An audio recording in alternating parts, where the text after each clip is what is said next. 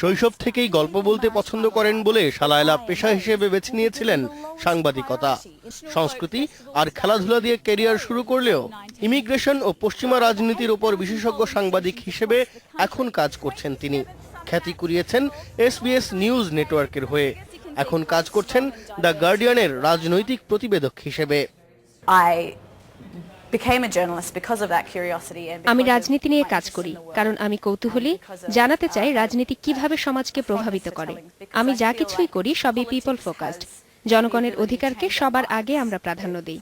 রাজনীতিকদেরই কেবল আমাদের জীবন বদলে দেবার সুযোগ আছে। আমি খুবই ভাগ্যবান যে আমার প্রতিষ্ঠানেরও সত্যিকারের আগ্রহ আছে বিশ্ব রাজনীতি নিয়ে। সারা বিশ্বেই পুঁজিপতিদের দখলে সাংবাদিকতা, অনেক ক্ষেত্রেই সাংবাদিকদের কণ্ঠস্বর নিচুতে রাখতে হয় বাধ্য হয়ে। শালায়লা বললেন, এটাই সারা বিশ্বের সাংবাদিকদের সামনে এখন বড় চ্যালেঞ্জ।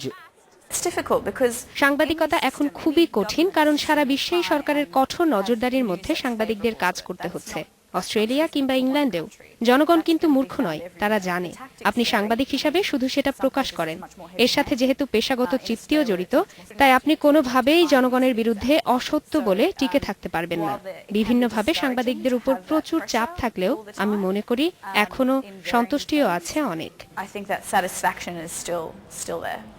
শালায়লা মনে করেন সারা পৃথিবীতেই ক্ষয়িষ্ণু প্রিন্ট মিডিয়া আবার কামব্যাক করবে অনলাইনকে ভরসা করে।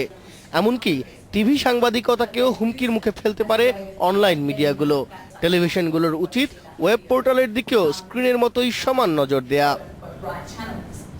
শিমুল সালাহুদ্দিন, ইন্ডিপেন্ডেন্ট নিউজ, ঢাকা।